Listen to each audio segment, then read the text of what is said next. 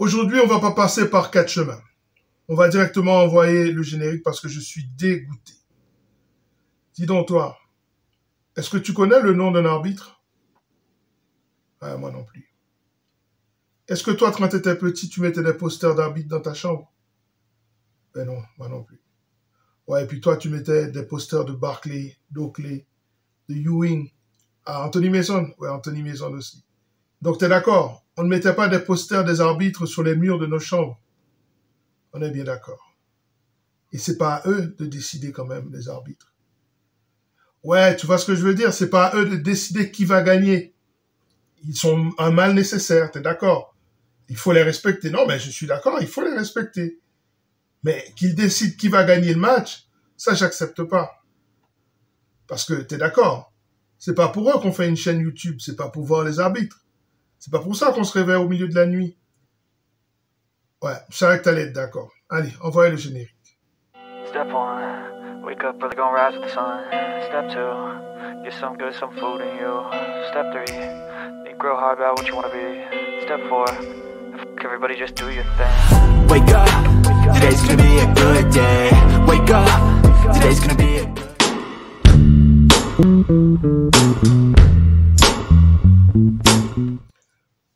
Je suis obligé de m'excuser. Comment j'ai pu penser que les Lakers allaient laisser filer ce match?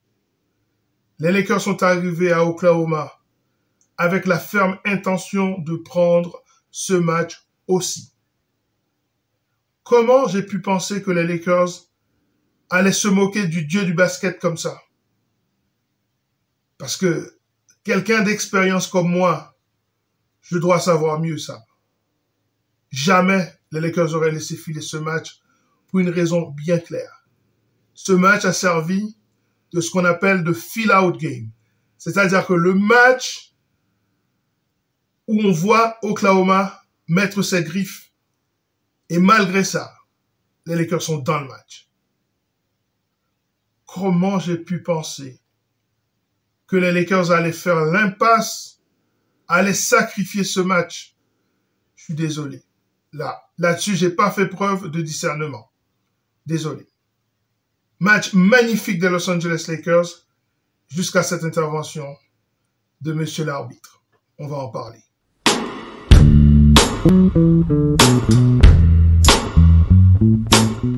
Il y a un proverbe qui dit « Quand on veut le génie, il faut le prendre avec ses travers. » Autrement dit, quand on veut avoir le génie, il faut le prendre avec ses défauts.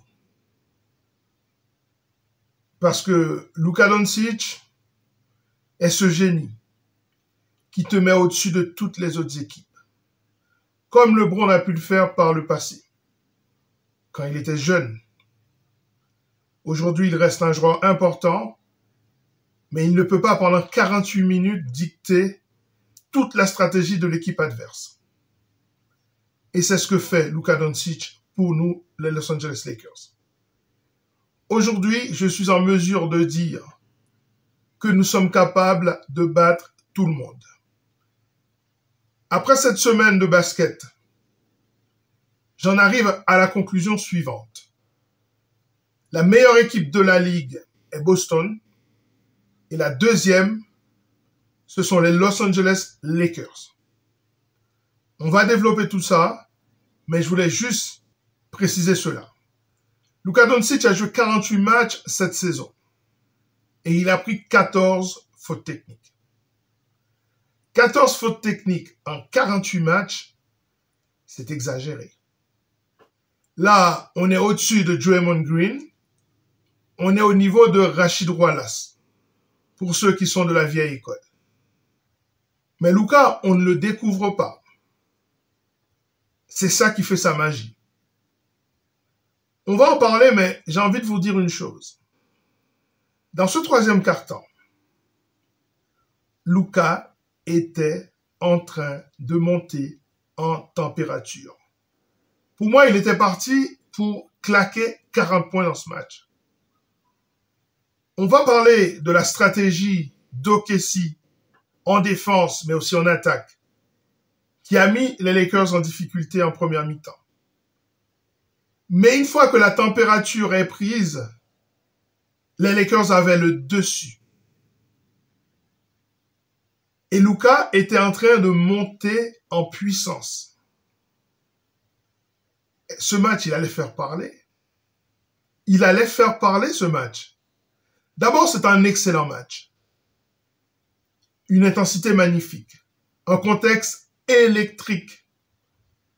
Contexte dans lequel Luka prend son carburant. C'est le carburant de Luka Doncic. Avoir un public hostile avec ce mec qui est le long de la ligne et qui discute avec lui, qui l'engueule. C'est dans ce contexte que Luka est le meilleur. Et ce match, il allait tourner à l'avantage des Lakers.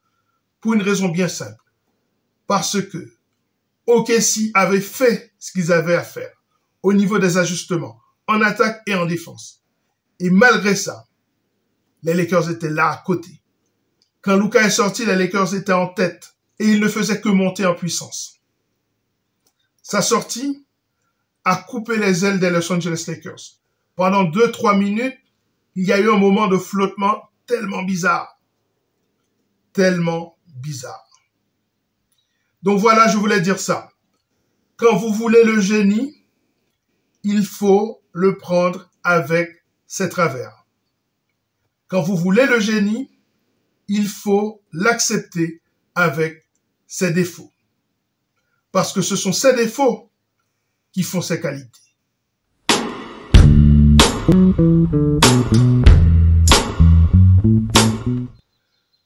McDonough a fait quelques ajustements aujourd'hui. Bravo à lui.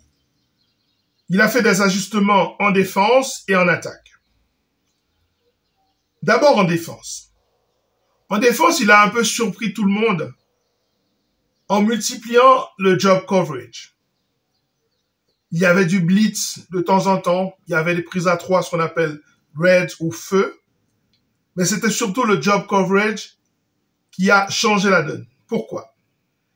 Parce que premièrement, on ne s'attendait pas à ce qu'ils fassent ça.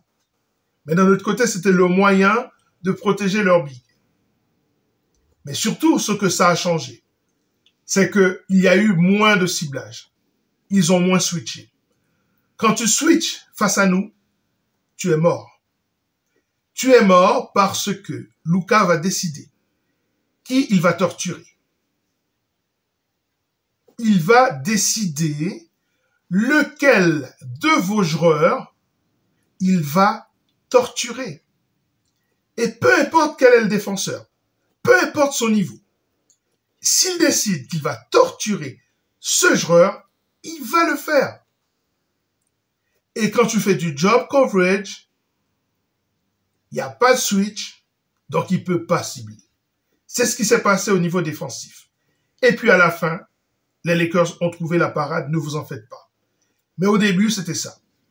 Et puis en attaque, ils ont aussi fait un ajustement intéressant. Et ça nous ramène à ce qu'on a déjà dit sur cette chaîne.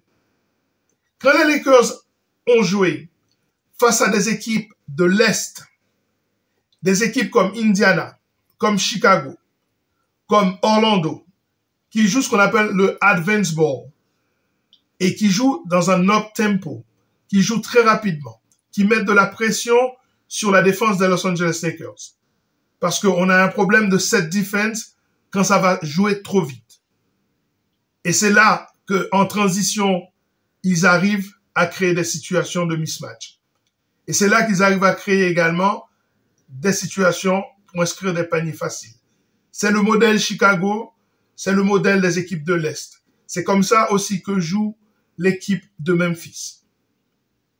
Mais là où c'est dangereux, c'est que ce système-là ne peut pas vaincre les Lakers au moment des playoffs. C'est impossible. Pourquoi? Parce qu'au moment des playoffs, tu vas faire confiance à une jeune équipe de créer des situations de danger dans un système up-tempo où, effectivement, lors des playoffs, le jeu ralentit. Le jeu devient plus un jeu de demi-terrain. Donc, cette formule qui a fonctionné pour OKC aujourd'hui n'est pas viable aux playoffs.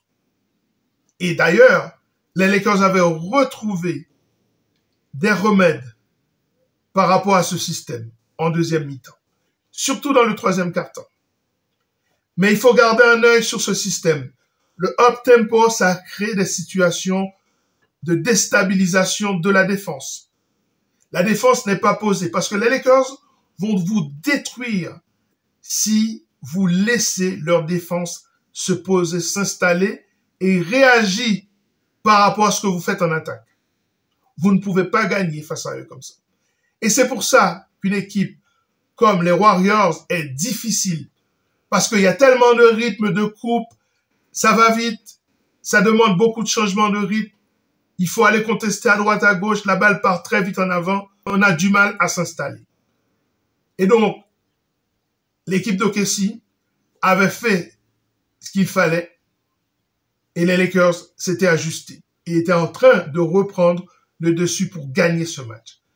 Je n'ai jamais pensé que ce match allait filer entre les doigts des Los Angeles Lakers jusqu'à cette décision de l'arbitre.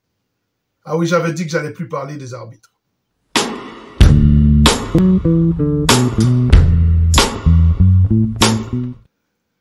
Normalement, le scénario habituel en NBA, c'est que quand vous jouez face à une grande équipe, parce qu'OKC est une grande équipe, jeune, dynamique, létale, défensive, belle équipe de basket. Quand vous jouez face à une équipe qui est sur le point de gagner la saison haut la main, meilleure équipe de toute la NBA, ils sont sur un rythme de 65-66 victoires. C'est ça, hein? Je dois vérifier. Magnifique, historique. Et d'ailleurs, l'année passée aussi, ils étaient premiers de la conférence Ouest. Donc c'est une grande équipe, c'est une équipe élite. Et d'ailleurs, l'avenir est avec eux. Ils ont 458 pics de draft. L'avenir est assuré. C'est une équipe contre laquelle on va jouer pendant des années et des années. Ça, c'est garanti. Quand vous jouez une équipe comme ça, en back-to-back, dans le sens où vous les avez joués et vous les rejouez encore, même s'il y a des jours qui sont passés entre les deux matchs. Vous les éclatez au premier match. Normalement, ils sont censés venir à ce match, taper du poing sur la table et vous détruire. Ils ont fait leurs ajustements, on en a parlé en défense et en attaque, et on a répondu. Et dans le troisième quart-temps, on se rend coup pour coup.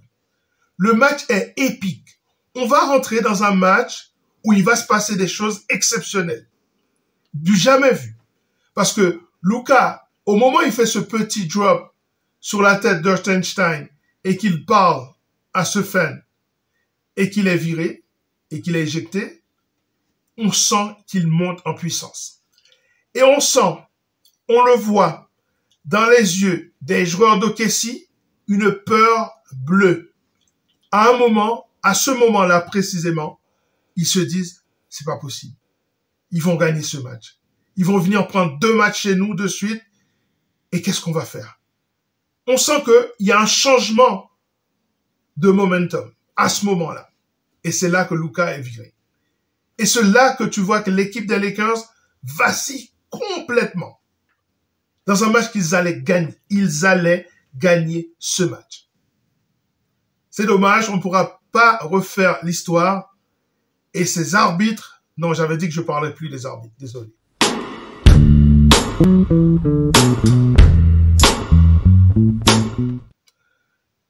C'est le petit moment JJ Redick. C'est le petit moment JJ Redick. JJ Redick, il fait des choses qui normalement ne doivent pas fonctionner et pourtant, ça fonctionne. Hallucinant. Je m'explique. Les Lakers ont compris qu'il fallait jouer avec de la force, qu'il fallait mettre de l'agressivité. D'ailleurs, on peut en parler, cette agressivité les a desservis. On va en parler. Alors JJ Redick a décidé de jouer avec un line-up où il y a à la fois Jared Vanderbilt et Jackson Hayes. Déjà, le fait que JJ ait fait de Jackson Hayes un bon joueur de basket, c'est un exploit. C'est un exploit de faire de Jackson Hayes un starter dans une des meilleures équipes de la ligue. Je ne sais pas si vous réalisez l'exploit. Donc, ce line-up a pris les choses en main au niveau de l'agressivité, du hustle, du rebond offensif, des putbacks. Ça a été magnifique. Et je suis en train de regarder ce line-up. C'est le line-up d'avant-hier. Quand je dis d'avant-hier, d'un autre basket, d'un basket enterré. Parce que ce line-up n'a strictement aucune chance dans le basket d'aujourd'hui avec deux joueurs qui ne favorisent pas le spacing. Pourtant, c'est en train de fonctionner. C'est le shift du match. C'est ce move qui va changer toute la dynamique. Parce qu'à ce moment-là, les Lakers sont en train de piétiner OKC. Et là, je regarde JJ, je dis, mais c'est pas possible ce mec-là. Il est béni. Comment il arrive à faire jouer ces deux mecs ensemble dans un troisième quart-temps décisif dans un match de haut niveau?